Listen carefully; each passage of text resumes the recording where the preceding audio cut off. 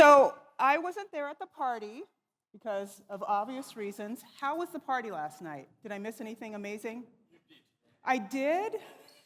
So now I have FOMO, so I have to deal with FOMO while working on this.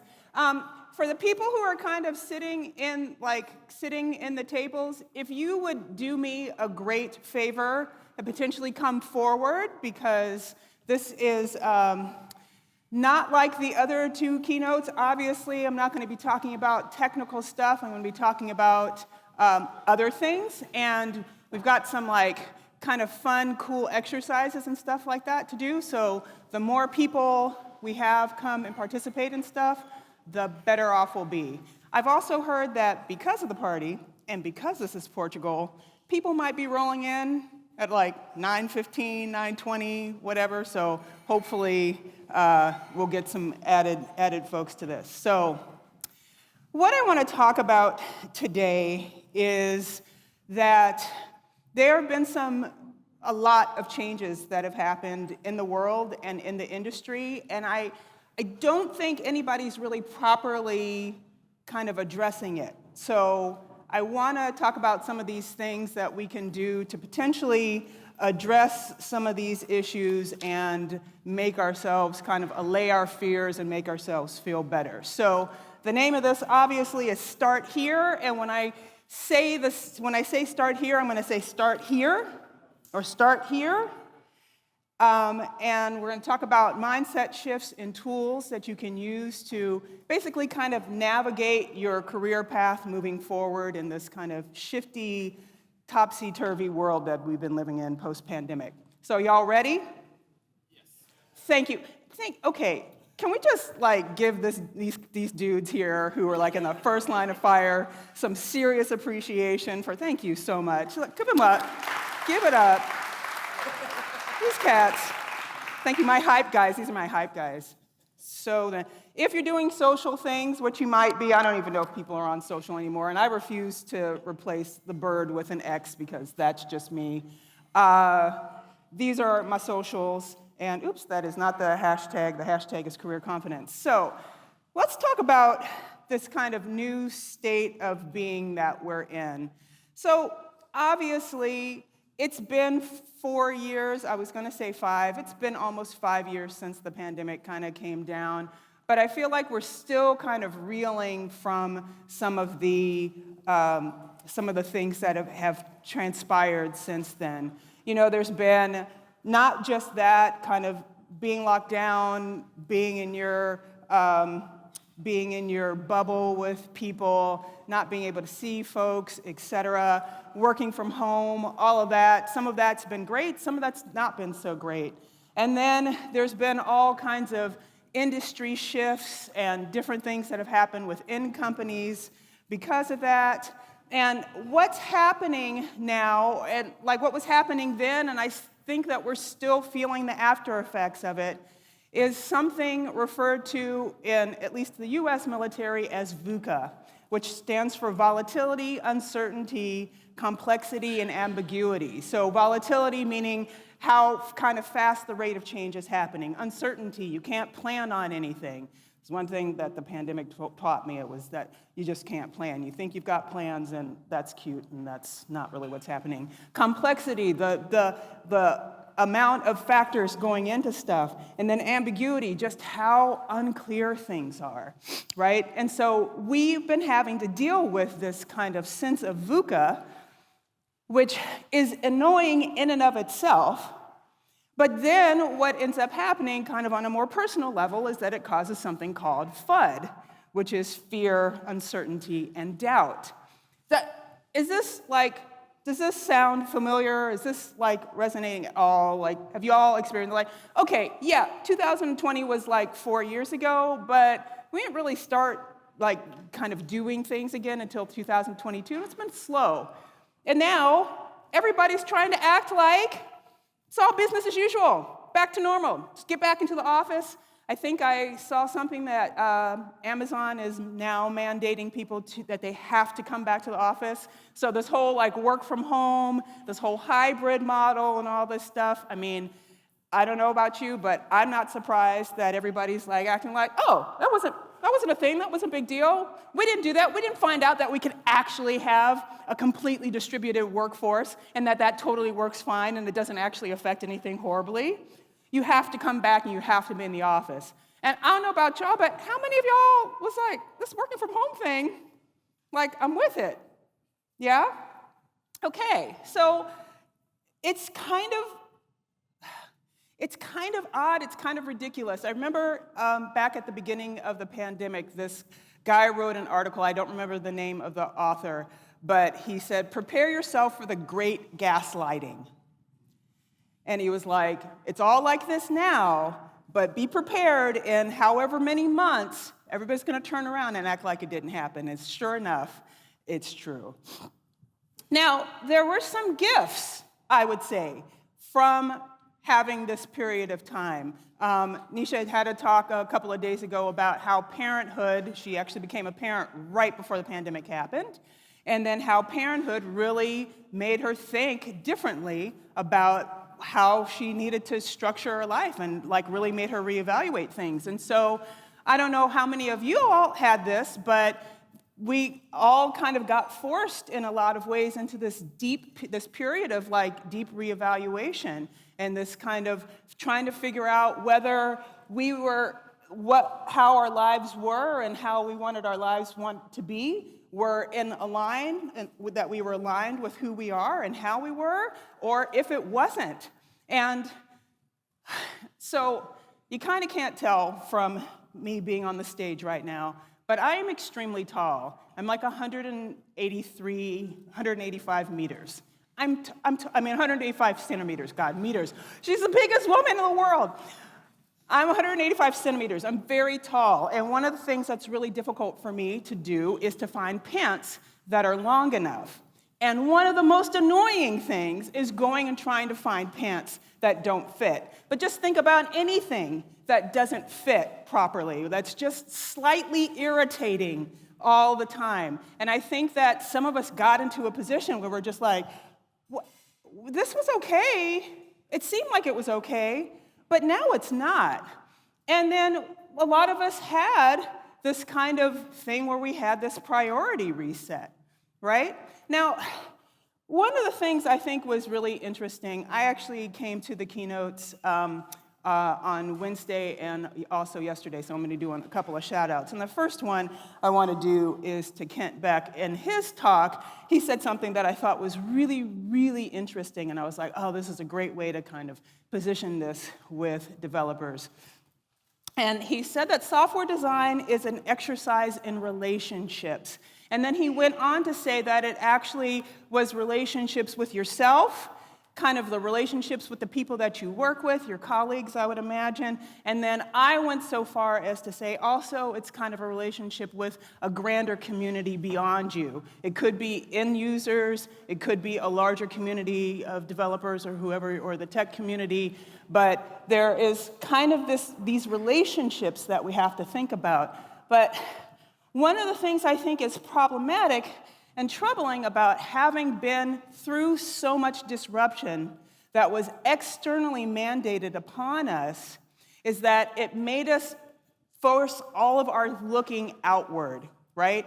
And with this kind of period of deep reevaluation and trying to figure out alignments and stuff, what we need to actually really do is start with self. And one of the things I was thinking, it could be an incorrect parallel, but it could be somewhat a little bit of an analogy or a little slightly analogous, which is if software is about relationships, right, and you need to start with this kind of relationship of yourself, then I was thinking that the way you think about yourself, the messages that you're telling about yourself and the way you're thinking about your life is basically the software that you're running, that your brain is running, and that your life, the way your life turns out, are basically the features.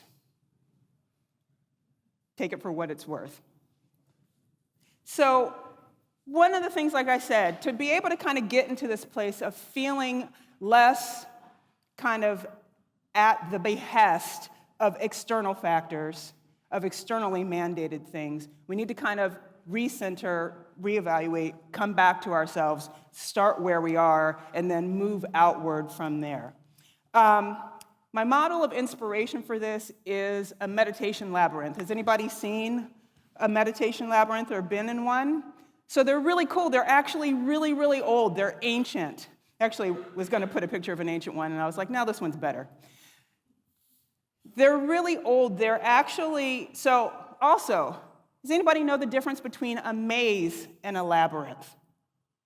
I just learned this myself. So a maze is basically created to have all these kind of different circuitous routes, and basically there's only kind of one way out, and it's there to cause confusion. Whereas in stark contrast, a labyrinth like this has one way in, and the path only leads to the center. And these were created in a lot of ways to kind of help guide the process of introspection and self-reflection. And the really cool thing about that is that now I also like to do a lot of stuff with neuroplasticity and neuroscience, that these labyrinths oftentimes very much are similar and analogous to the kinds of patterns that we have, like literal patterns that we have in our brains. Whew, so good.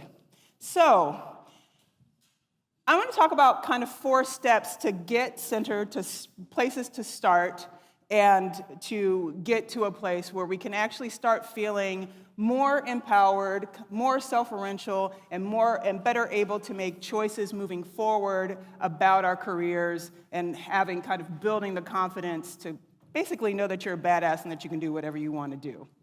How's that sound? Good? Okay, 4 steps. The first one is tune out to tune in. I'm going to talk about that. Second one is get clear. Third one is be curious and learn. Fourth one is connect and grow. Now, one of the things I also didn't mention, just in case you are like, okay, like why is she on the stage talking about this? So in addition to being a professional speaker and a trainer and an author, what I've been doing mostly in the last 3 years is I've been doing professional development coaching. And guess what company has been the company where most of my coaching clients have come from?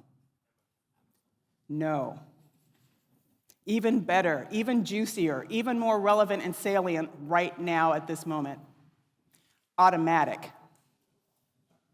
Yeah, if anybody's been keeping track of what's going on with WordPress, y'all, it's a lot. It's been a lot. So I have had front row seats to trying to guide people through this, actually, unfortunately, a maze, less of a labyrinth and more of a maze, but trying to guide people through this process of getting kind of back to themselves and being able to make choices, career choices moving forward that are more in alignment with them and more aligned with who they are. So the first thing that I want to talk about is tuning in to tuning out, or tuning out to tune in. So this is really about kind of trying to get a hold of what's going on in your brain. So we've got all of these negative messages, especially when we're in this position of dealing with a lot of VUCA, dealing with a lot of FUD, right? Like fear and anxiety does wacko things to us from a neurochemistry science standpoint, and then actually ends up making it so that our brains are producing a lot of kind of crazy thoughts. And so I want you to, we have these pieces of paper on the table, the tables. So we have pieces of paper and we have pens. This is what I want you to do, and I'm going to make a disclaimer ahead of time, not a disclaimer, but an entreaty, which is the more people participate in this, the better the exercise is. And also, it is completely anonymous, unless, of course, you put your email address on there or sign your name and put your please send inquiries to X name. So don't put your name on it, but I want you to think about some of the kind of main fears and main concerns, especially with regard to your future options for work or the possibilities or what AI is potentially going to do to your job or whatever. So grab a piece of paper. There are pens on the table. Take just, like, literally don't sit and make a list. Don't list it out, like the top one, and write a piece of paper, and then take it and crumble up the piece of paper and crumble it up in a ball. And once you do that, I will tell you what to do next. So, y'all with me? Come on. Like, this is the last day. Y'all partied hard. I worked hard on this presentation. If you would be so kind. There he is, yes. Help folks out. If there are not enough pens on your table, just one. These are prompts. You do not have to use these prompts. If you're like, I got it, I don't need a prompt.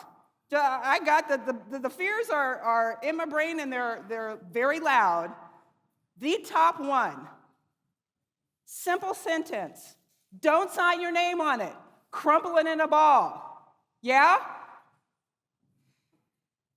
By the way, again, seriously participate. Like, I am not, like, this is, the more people you do this, because guess what you get to do with this? You get to throw it across the room. Don't take a blank piece of paper and throw it across the room. We need as many people to do this as possible. I'm not kidding. I'm actually genuinely looking at folks. Just one piece of paper. You can use the prompt, but you don't have to use the prompt. He's got one. Okay, Jean hooked me up. Who else is ready? So Jean's ready. He's not going to be like one person throwing a ball across the room. That's not going to do anything. Heather's ready. Thank you. Thank you, sir. Thank you. Keep going. I'll give you time. Like, literally just 30 seconds. Do not overthink this. Top fear, put on a piece of paper, crumple it into a ball. Keep going. And please don't make me spend the whole presentation waiting for you to write this down. Come on, I'm ready. When you got it? Okay, so I was at Facebook doing a talk and doing this exercise once. And I said, okay, and when you're done, put your balls in the air. Okay, that's not what I meant to say. Thank you. Keep going. Keep your hand up, or, because I want to see as many folks as possible. Wow, that's like 11 people. This is not going to be an effective exercise if there's only 11 people doing it. 15, 20, anyone? Yes. Thank you, Kenny. Who else? No, just one per person. Okay, fair enough. This is close enough. For the people who haven't participated, I just want you to know that we'll have words later. Okay, so the people on this side of the room, I want you to turn towards this other side, this side, and on 3, we're going to throw the balls. Try to make sure that you're not trying to throw it at a person. Don't throw it at a person. Your parents raised you better than that. And also, don't throw it so far that people have to go scrambling. Like, kind of try to get it into the middle of people so people can find the stuff. Ready? On 3. 1, 2, 3. Excellent. Excellent. Pick up the one that's closest to you. Can you see how it was anonymous? And see how you missed out on the opportunity to throw a piece of paper across the room? All right. Does anybody have an extra one that they can share with Jean? Because Jean was like very sporting to actually write one down. No? Merci beaucoup. Okay. I would like to hear what people said. And hopefully there was nobody who took a blank piece of paper and just threw it, because that's cheating as well. Go ahead, Layla. Hit me. I will be working with incompetent people without being able to escape. Oh, snap! Did you hear that? She said, somebody wrote, no. She said what was on her piece of paper is not the thing that she wrote, that she would be working with incompetent people and wouldn't be able to escape. That is real. What else? What do we got? Hit me, Heather. I'm afraid my career is over. Ooh, that's real. Did you hear that one? I'm afraid my career is over. Ben, what you got? I don't have enough time to keep up with all the tech. When did we ever have time to keep up with all the tech? Who else wants to go over here? Yeah, hit me. Just one word, Failure. Oh, hear that? Okay, let me hear one more. Anybody else want to share? Yeah, hit me. There's a lot in there, but the only thing I can decipher is I'm not communicative enough. Well, I mean, that person is in good company. Okay, so these are actual real-ass fears. Real-ass fears is the technical term. These are real fears that we have. Now, the problem with these kinds of things is that, again, like I said, especially with the neurochemistry of it, kind of once you start thinking things like this, they end up taking over. There's a whole thing about neural pathways, and the more that thoughts happen, basically the more a neural pathway is traveled, and the more it's traveled, the easier it is for your brain to do it, so it just does it over and over and over again. As a matter of fact, just to give you a couple of terms, when you're doing that and you're thinking about something in the past, that's usually called depressive rumination. When you're doing that and you're thinking about something in the future, that's called anxious rumination. So we get into these cycles of thinking of like anxiously ruminating. Now, here's the kind of cool thing. There is a research scientist at the University of Michigan. His name is Ethan Cost, and he wrote a book called Chatter. And he talks about kind of the power of our internal narratives. People are always kind of like, most people have an internal narrative, and some people even have an external narrative because they talk to themselves. I am actually one of those people. Yes, because it helps me think better. Not to mention the fact I spend a lot of time together, and my cats don't talk back to me, so somebody's got to say something. But what Ethan has found is that you can actually kind of harness this internal narrative, and you can actually shape it and direct it so that it actually helps you instead of hurts you. And one of the practices that he talks about is using something called self-distancing. So have y'all ever heard somebody talk about themselves in the third person? And you're just like, what exactly are you doing? Well, I have to tell you, Denise ain't gonna be doing that. Okay, but it turns out that when somebody is doing that, especially when they're talking about something that they're not gonna do or they're setting boundaries or something, like, it's actually a way for them to coach themselves into the kind of behavior that they want. It's called self-distancing. So when you refer to yourself in the third person, this is the self-distancing practice that you can use, and you can actually use it to give yourself a self-talk reboot. So, for example, how many folks here spoke at the conference this time? Yeah? A few other people maybe in the back. So, what did you say to yourself to kind of build yourself up before you spoke? I got this. What did you all say to yourselves? I do physical. Okay, so power posing. Jody was talking about that yesterday. Thank you, and I could give her like a little shout out tie-in.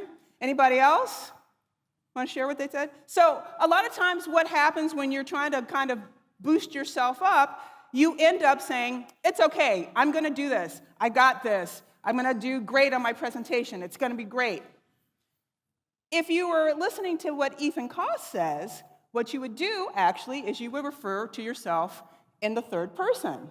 So instead of saying, I got this, you'd say, Layla, you've got this.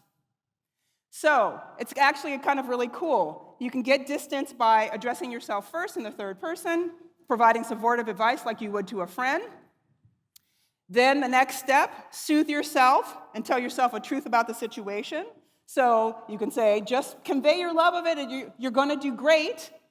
And then the third step is to use affirmations, which actually, people are like, affirmations, really? But affirmations have actually been shown with research to help expand your perceptions of yourself. So you can say something very true and then give yourself a little actual pat on the back, and then that's really good. This is actually a process that's been proven by Ethan in his research to be a great way to kind of talk yourself out of horrible thinking. I want to talk about imposter syndrome very briefly because Jacob, when we talked about this talk, he was like, people talk about imposter syndrome all the time. I was like, great, okay. Here's one thing that I found that has been very, very interesting. A lot of my coaching clients come to me because I talk about the inner critic and because I work with imposter syndrome and stuff like that. Now, back in the olden days, kind of before all of this, I would tell people, look, there's this imposter syndrome paradox. Just remember that you can't get imposter syndrome unless you're competent and skilled. And people are like, oh my God, that's amazing. I'm like, okay, that's cool. And that's a great first step. But one of the things that I've found is that imposter syndrome is more like a canary in a coal mine. Imposter syndrome is more like a litmus test. It is something that shows the absence or the presence of something. It is not necessarily about you, it is an indicator. So one of the things, I had one of my coaching clients, and she came to me and she was like, look, I'm having a lot of imposter syndrome, and we sat and we talked about it, and I said, okay, well, are you doing the things that you want to do? Not really. Well, is the work really satisfying? Not really. I was like, well, is it interesting? Are you? Not really. And I was like, you don't have imposter syndrome. You've got a bad fit.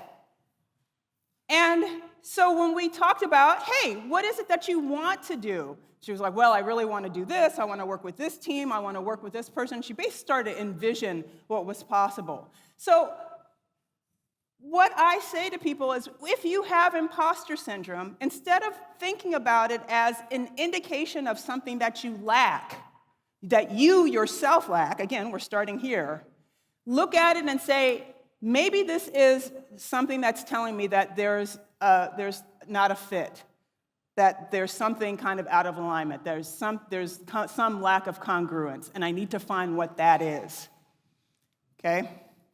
So the upshot of this one, tune into yourself, tune into what you're saying to yourself, start to control that, start to manage that narrative. Now I want to talk about getting clarity about yourself. So a lot of times, so we had, with some of the things, we had failure, we had working with incompetent people, we had, what was some of the other ones? I know, right? I'm supposed to remember that stuff. It's okay, it'll come back to me. What was that? Lack of communication skills, and then there was a fourth one, which I hope I can remember. Career is over. Okay, failure, career over, lack of communication skills, working with incompetent people. Ha! We did it, thank you. It takes a village. So one of the things I think is really important about getting clarity about yourself is like, I read this awesome article on Harvard Business Review, and it talks about to get in touch with your best self, study your successes. Now, how many of y'all have heard that what you need to do is you need to work on your weaknesses, right? Like, whatever you're bad at, try to get better at the thing that you're bad at. Like, the worst advice known to man. That's, okay, is it okay? Is it okay if I curse? That shit doesn't work, okay? I'm shouting, sorry, I'm excited. One of the things that you need to do to get in touch with your best self is to acknowledge your achievements and to study your successes. So how many of y'all actually keep track of the things that have gone well and that you're doing well at work? Yeah? That's a remarkably small number of people with hands up, given the incredibly large number of people in this room. So one of the things I think is really important is to actually get in touch with the things that you've been successful at and the things that have been achievements. So one of the things that I recommend my coaching clients to do regularly is to do a success retrospective.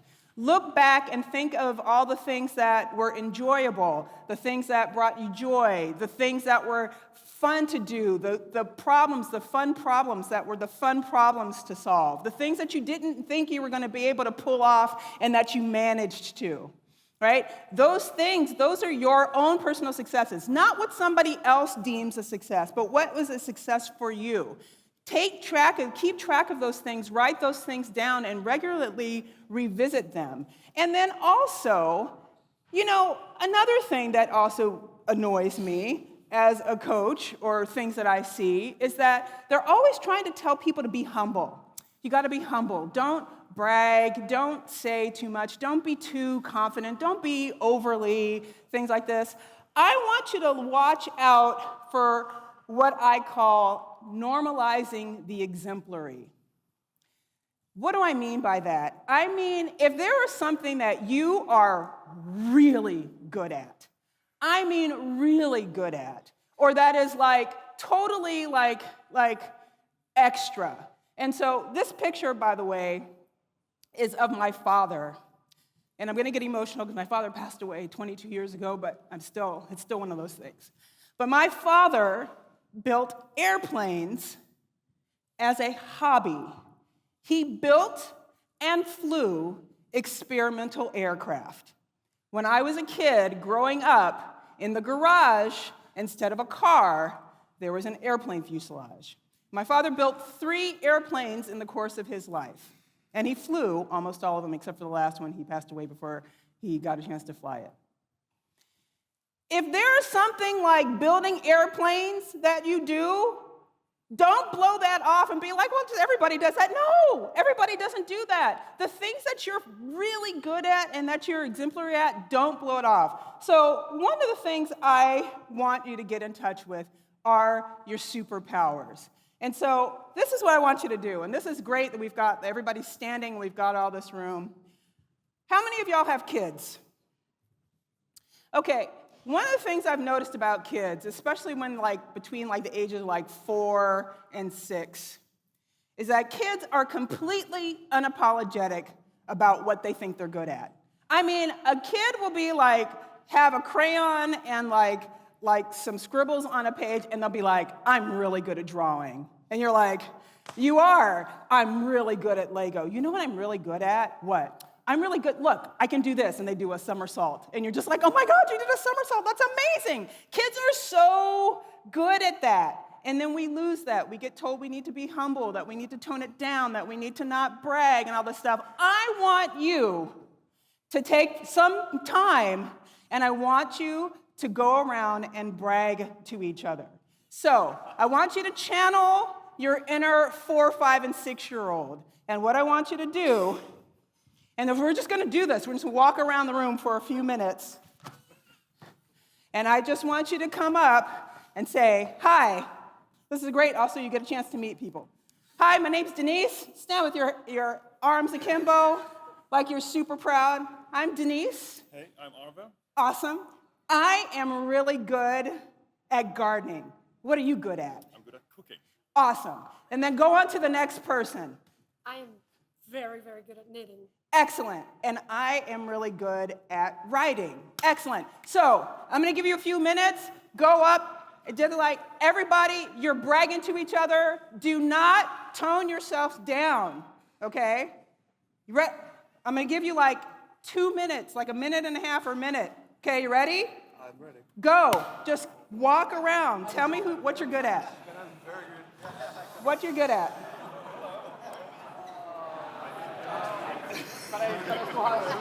This means you, all of y'all. Go. Hi. What are you good at? Good at writing poetry, I think. Awesome. Probably. Awesome. I'm good at that too. Walk around. This is your time to travel. Talk to people. Walk around, walk around. Look, I'm policing you. Walk around. Sorry guys, I'm messing up your thing. Walk around. You've got 30 more seconds. Cover as much ground as you can.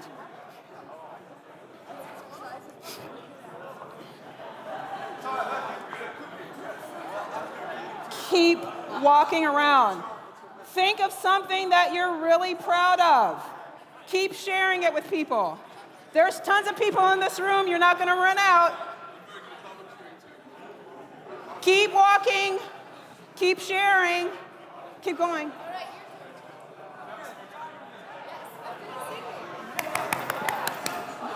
Keep going. 2 more people.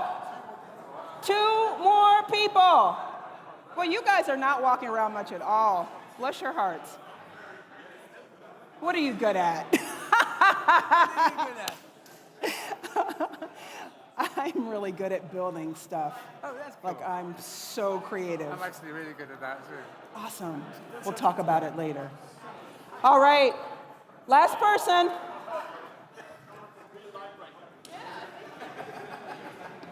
Okay. Excellent. How did that feel, by the way? Awkward. Why does it feel awkward? You're not used to this. And I would argue that we're trained away from this.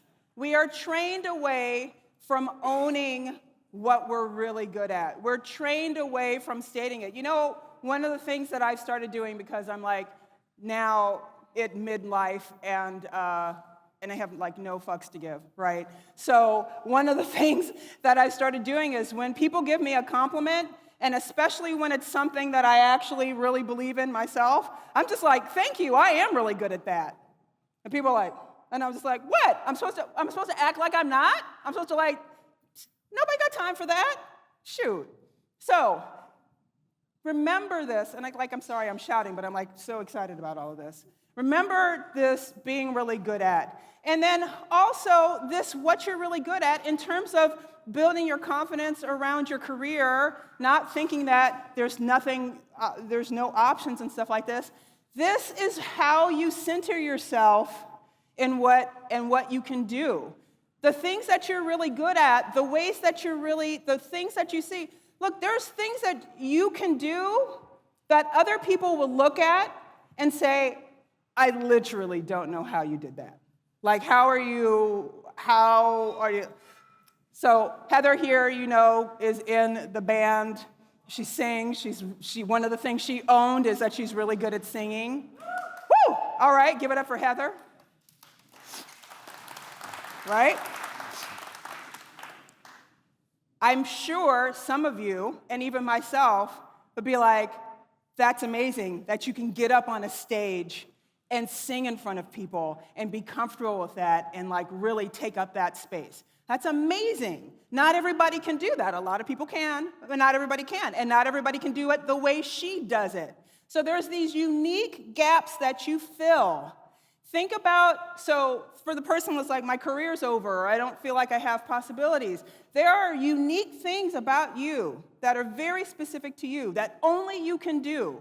The way that you see things, the perspective that you have, literally nobody else in the world has.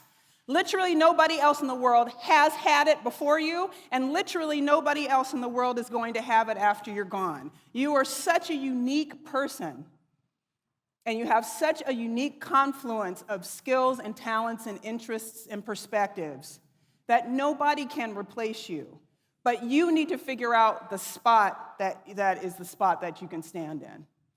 So the other thing, too, is to know your uniqueness advantage. What are those unique qualities? What are those unique things? What are all the factors that have come together that make you the person that you are? And like I said, again, I cannot stress enough, don't focus on your weaknesses. Actually, there's a book called StrengthsFinder, and the guy who originally wrote it, Tom Rath, says that, look, when you try to focus on improving your weaknesses instead of improving upon your strengths, you will only get better by 10 or 15%. And then my parenthetical statement is, and it will be painful. Have you ever tried to get better at stuff that you absolutely dislike? Oh, it's awful. It is absolutely awful. So why? Wait, again, we ain't got time for that. We do not have time for that. So focus on the things that you can do. And again, in terms of this being valuable, what can you envision for yourself? What can you see for yourself? Like I said with my other coaching client, when she started visualizing where she wanted to be, the team that she wanted to work in within the company, the kind of work that she wanted to do, when I helped her get in touch with what one of her superpowers was, which was to actually take a whole lot of information, distill it, and then do strategic analysis and predictive reasoning from that, which she didn't realize. She was like, I like gossip. I was like, is that really it? Or is it this? You know, like people pay a lot of money for strategic analysis. And she was like, what? Right? But it's true. So what can you see yourself doing? And then set that and envision a goal and then reverse engineer it. And the great thing about this is that this clarity that you get from it brings about making certain choices, a different action, and the action brings about change. I am happy to tell you that she ended up actually getting a job in the group that she wanted, working under the person. And when I talked to her afterwards, I was like, how's that imposter syndrome going? And she was like, I don't really have it anymore. And I was like, bam, exactly. So next, let's talk about being curious and learning. So one of the things I think is really cool about being in the tech industry, and I know one of the gifts, multitudinous gifts of developers, is that y'all are typically insatiably curious. One of the reasons that you're actually successful at what you do is because there is all this change, there is all this disruption, and you actually manage to keep up with it. Or, keep, at least slightly abreast of it, or maybe just like a little behind it, but who can keep track of all this stuff? There's a lot of what I like to call sparkly chickens in the tech industry, and there's a lot of things that end up being part of the hype mill. Not that we're like in the middle of that now, but it's a different story. And so one of the things I know is that for the most part, as a group, we are insatiably curious folks. But one of the things I do want you to pay attention to is, just in case, is your mindset. So I don't know if you guys have heard of a growth mindset versus a fixed mindset. Yeah? So one of the things that kind of differentiates it is that a fixed mindset is like, you've got a certain amount of intelligence, and that's all you've got, and you can't change it, and you can't do anything. Whereas a growth mindset is like, look, you can always learn new things, and you can always expand, and you can grow. So one of the things, it's actually funny, I got this off of the web, and it was made by somebody who I don't think English was their first language, so there's a lot of typos in it, but it was the format that I wanted, so I was like, I'll go for it, whatever. But so really important if you start finding yourself like giving up easily, seeing effort is fruitless, like I'm never gonna make it, all this stuff, know that you might be shifting towards a fixed mindset, that you wanna try to kind of force yourself more towards a growth mindset, because that is where you're gonna get the most benefit from learning. So remember to kind of check your mindset, check where you are, and make sure that you get yourself oriented so that you're really open to learn. The second thing is, in terms of learning, a lot of times failing is seen as the absolute worst thing. But I have to say to you that I actually disagree, that failing is actually one of the best things that you can do. Making mistakes is one of the best things you can do. Yeah, not yesterday, but on Wednesday, Kent was talking about how in some cases the feedback loop isn't closed, and which you guys are like, did he? Yes, I took really extensive notes, so I remembered him saying this, and I was like, the feedback loop isn't closed. Failing is one of the best pieces of feedback that you can get so that you can actually make a change and you can adjust and you can do something better, right? So I recommend celebrating your failures. And so, okay, you got like a chance to walk around and like brag about what you're good at. Now this is an opportunity to go around and actually get some support for the things that you have totally messed up. So I'm gonna have you walk around. Please walk around this time. I'm gonna like go and I'm gonna be shoveling you guys like a little cattle dog, trying to get you to move. But this time I want you to walk around and to talk about things that you've like messed up, failed, even minor things. It's okay. And when you share that with each other, hit each other a high five, and then move on to the next person. And then once we do that, we're gonna do another exercise. So think of something like, I was supposed to commit this thing and I didn't commit it on time and it kind of messed things up, and then like we had to readjust the project and all this stuff. Or it could be as easy as, I told my doctor I was gonna run 3 times a week and I have not done that. Or I committed to doing 10,000 steps a day and it's really only been about 6. I'm getting there, right? Anything that you feel that you failed at, I'm gonna give you all probably a minute to walk around and do this, and then When I say stop, I want you to stop where you are and we'll do the next thing. Okay, you ready? Go. Walk around. Remember to high five each other too.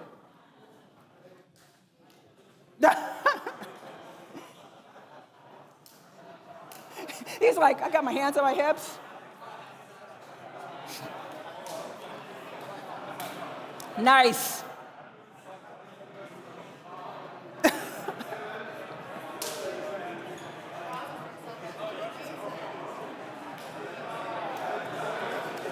Walk around, walk around. I want you to actually walk around and keep going. Nice. Keep going. Keep walking. Well, you guys are not walking much at all. Everybody's like chit-chatting. It's hilarious. I know, right? Chitter-chatter. Okay, one more person, and then I want you to stop where you are.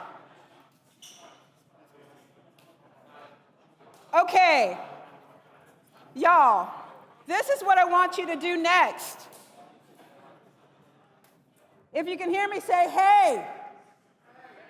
If you can hear me, say, hey, hey. Say, hey, hey, hey. Okay, great. Now, this is what I want you to do. You don't have to come back to where you are because everybody's chit-chatty this morning, which is perfect. Because now I want you to actually think about what and how you have learned from these failures. So, this one, hopefully you've been around, you got around somebody slightly new. I want you to kind of get into like groups of 3. This is great. Wherever you got, grab like a third person. And I want you to think about, and you can talk, one person you can kind of switch off, or you can pair off, it doesn't matter. And I want you to think about one failure, share one failure, or you can share one of the ones you high-fived on. And then I want you collectively to kind of think of maybe 2 or 3 positive things that came from that failure. So for example, I'm trying to actually walk 10,000 steps. It's not working. But one of the things that is kind of good that's come out of it is that it is making me way more aware of how sedentary my life has become and making me more motivated to move more. Okay? So that's an example. So I'm going to give you a couple of minutes. Think about one failure and think about, I said 3, let's just narrow it down, 2 or 3 positive things that have come from it and what you've learned. You guys are chit-chatty this morning anyway, so let's go for it. Don't overthink it. 23 minutes, good.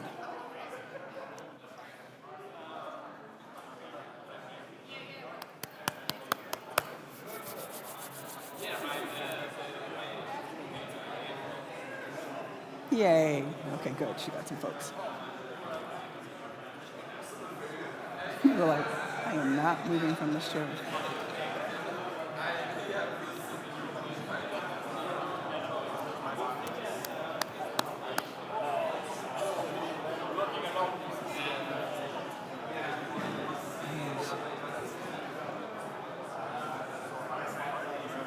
Oh, right. Mm-hmm.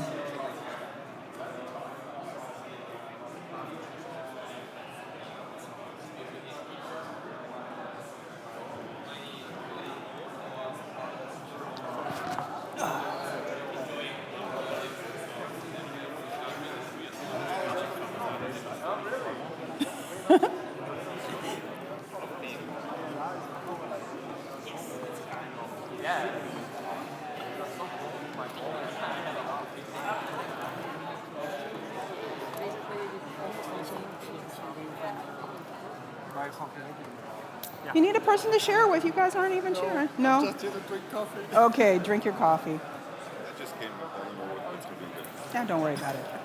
I'll get you caught up. I completely agree. Some people just don't give negative feedback to it, and it's really bad. Yeah. I'm ready to receive it, but I'm going to talk about that in a little bit. not always happens. Yeah.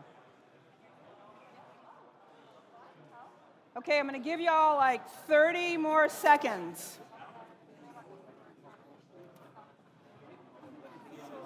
You're doing great.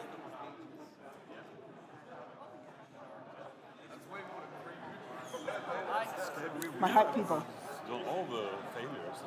I love it. I love it. This is great.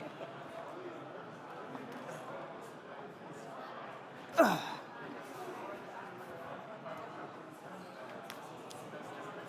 All right, y'all. Wrap it up. The last thing that you're talking about. Okay, so how was that?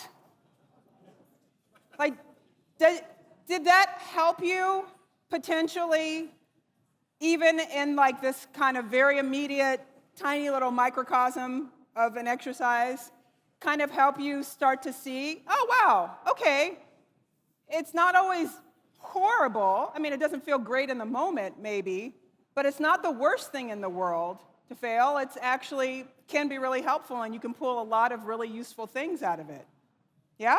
For the most part? Fantastic. Okay, back to this learning thing.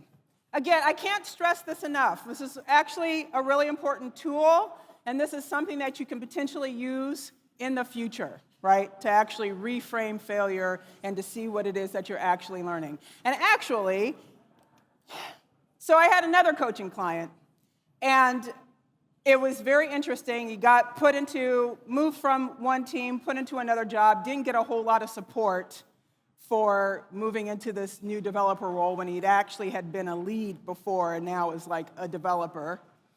Didn't get a whole lot of support. And so, every time something kind of happened that was disagreeable, one of the main things I would say to him afterwards, I'd be like, okay, what did you learn from this? How are you going to change moving forward? What are you going to do? This is all feedback.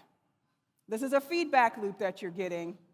How are you going to actually change your actions so that you get a different outcome the next time? He's like, oh, maybe I'll ask more questions and I'll be more proactive, or I'll get more feedback from my manager ahead of time. I was like, yeah, maybe I'll push to ask for better onboarding. Yeah, that's great. That's exactly what you should do. So these kinds of things, it's super, super valuable.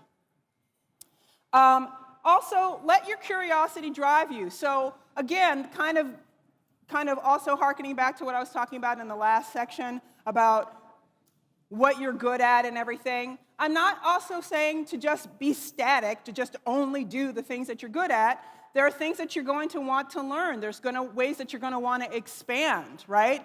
But instead of, again, having it be externally mandated, oh, I should learn something, as a matter of fact, I had a coaching client, and he was like, I keep trying to learn this stuff about data analytics, and it's not sticking. And I was like, okay, well, are you using it? And he was like, no. And I was like, is it something that you're going to do, research on outside of this class? And he was like, no. And I was like, dude, you're not interested in data analytics. That's why it's not sticking. It's not this mysterious thing. I was like, what are the things that you like? What are the things that you're good at? He's like, I actually really like doing event coordination. And I was like, do more of that. Find out more of that. So these interests are like a breadcrumb trail, and they lead you to kind of some really cool, great outcomes, and they help you increase your skill set and your knowledge. Okay, last section here, connect to grow. So one of the things that I've been talking about is being very self-referential and centering on yourself. But the thing is that as we're just even having right now, we don't do things in a vacuum, right? We do things actually in the context of community and in relationship with other people. Just like Kent said, this is about relationships. And so one of the things I think that also really helps build your confidence, knowing what your superpowers are, knowing your uniqueness advantage, and knowing the things that you're distinctly good at. And a lot of times, you have a good take on that, but other people sometimes have an even better take on it. So sometimes it's really helpful to gather up input and feedback, positive feedback from friends and family and colleagues, and have them tell you, what are the things that you feel like I am distinctly good at? And do this exercise, which I call determined distinctiveness, where you get that feedback and then you start to get a better and clearer picture, broader picture of what it is that you're good at and what you're great at.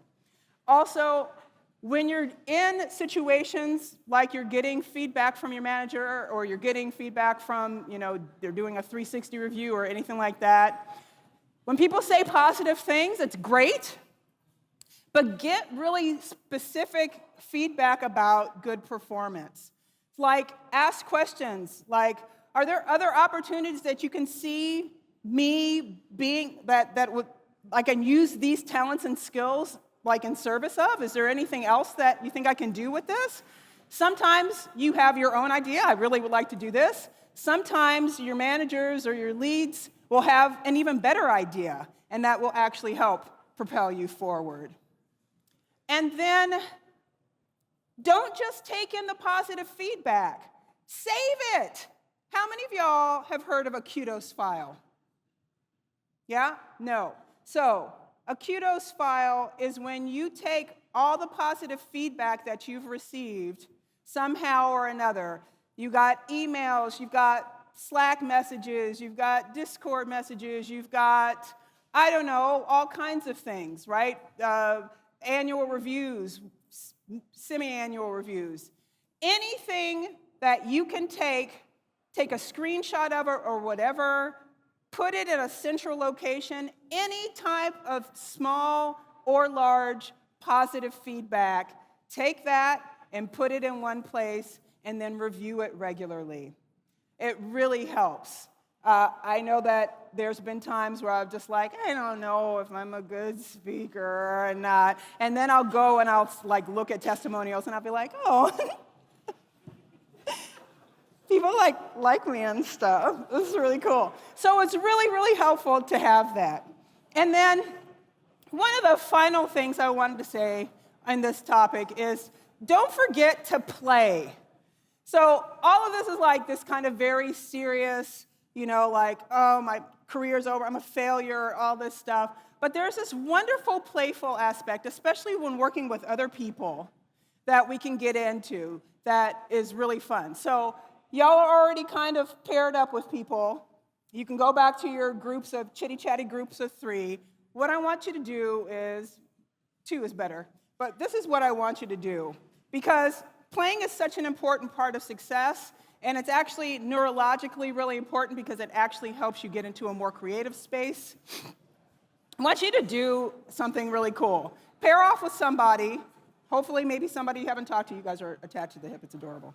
I like her, whatever. Pair up with somebody. I want you to think of 2, each of you think of a thing, an object, okay?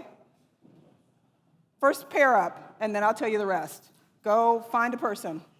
Find a person to pair up with. Okay, here we go. Okay, each of you think of an object. On the count of 3, I want you to say your object to each other at the same time, and then you will spend probably 30 seconds or a minute trying to figure out how those 2 things can work together, how you can mash them up and make a separate thing out of it. And it can be completely ridiculous, like a parakeet tiger, for example, right? So, on the count of 3, you thought of your objects, right? On the count of 3, I want you to say it and then work together to figure out how you're going to make that thing work together, those 2 things work together, okay? Ready? 1, 2, 3.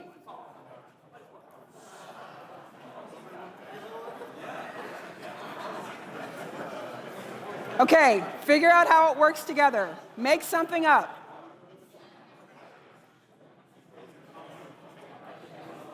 You got like 30 seconds.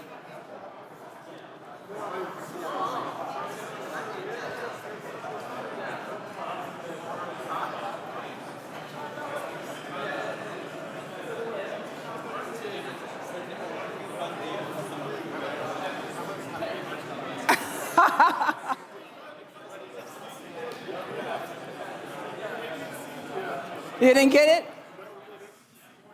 You couldn't come up with anything? You said the same thing? Shut up.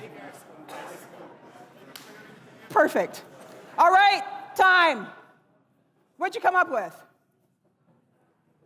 It could be crazy. It doesn't matter. A football team, like soccer, football? Tape. Nice. Okay, what else? What? Fork buckets? You could need a fork bucket for something, right? So the cool thing about this is when you work with somebody else, you get input that you didn't expect, and then it kind of forces you to change and to potentially come up with something even better than or completely different than what you would have come up with yourself. Last little bits of this. We feel more valuable when we can have a positive impact on others. That's actually another thing that I heard a lot with my coaching clients was, I want to do something that has impact. So some of the easy kind of ways that you can have impact from kind of a standpoint is to get a mentor so that you can kind of have somebody to emulate and somebody to help you guide and a mentor or a coach. But even more important, to be a mentor and to probably teach. So a lot of you already do this, but I'm imploring you to think about like potentially mentoring or teaching another person. And I've had an experience once where somebody said, I want to teach, I want to do this stuff, but I feel like I don't know enough. And I said to her, if you know one more thing than the person that you're teaching or that you're talking to, you can help them. You don't know what that thing is, so share as much as you can, right? So I love this idea of an expert manifesto, that you don't have to be like super duper expert. You can just be expert enough, and that'll be enough for you to be able to share what you have with people. Last little bit. You're talking about receiving feedback. You're talking about getting all this stuff. Make sure that you pay it forward. Make sure that you're the person on the team or you're the person kind of one of the people in the company that is actually giving rich, positive feedback back to other people, because they can take that in and it can go beyond them. So last little bit, expanding your impact. This is kind of what this is all about.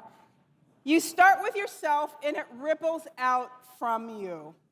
In my own life, one of the reasons I'm standing on the stage in front of you is because I wanted to be a speaker.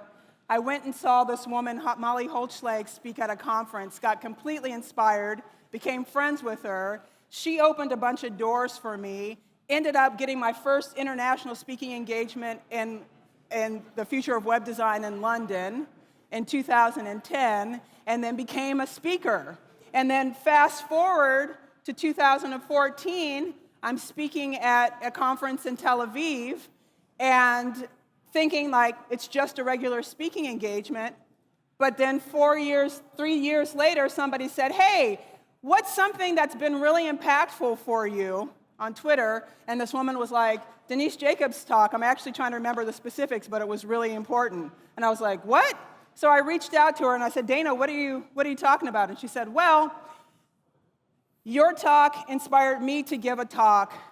And then I realized that there weren't a lot of women who were speaking in UX. So I started a Women in UX group, and now we mentor other women in UX to help them give talks, and we've built this entire community. And I was like, you did all that from seeing me speak, and are you kidding me? Right? So you have farther reaching effects than you can even know. You, like, centering on yourself, getting in touch with what you're good at, owning your brilliance and expressing it, filling in the gaps, you become what's called an opportunity model.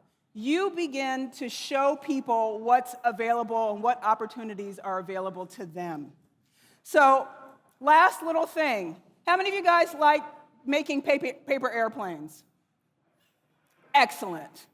That's what the other piece of paper for.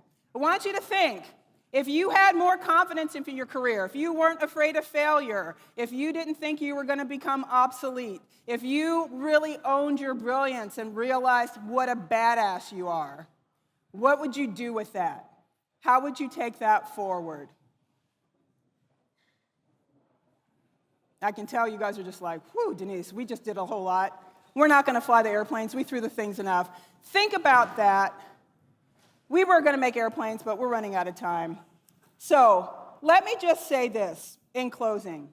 You hold a whole entire universe of possibilities. You have so much more available to you than you even realize. Kent said that, so I say that and I'll say, I have 3 reasons that I want to leave you with why I think you're going to be just fine. And matter of fact, you're going to be more than fine. You're going to actually start being able to make choices that are more in line with you and to find right and congruent work. The first one is the Jevons paradox that Ken talked about on Wednesday, that an increase in efficiency in resources generates an increase in resource consumption. In other words, y'all are so needed that there is no possible way that you will never be able to have work, because what your skills are and your talents and your proclivities and everything are so needed in the world right now, and I don't see that ever going away.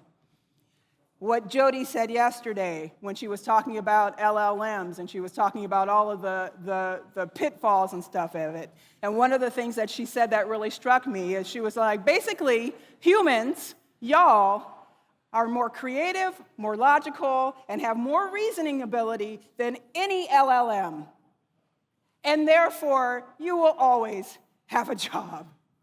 And then the last reason is, now that we've talked about all this, and I've basically given you guys a bunch of coaching tools that I would if I were your coach, you now have a powerful set of tools to use to help you stay clear and to move forward. So, just to end, start here. Start with yourself. Be self-referential. Build up your resiliency and decrease your reactivity and go forth and create the work life that you want to envision. Thank you so much, all.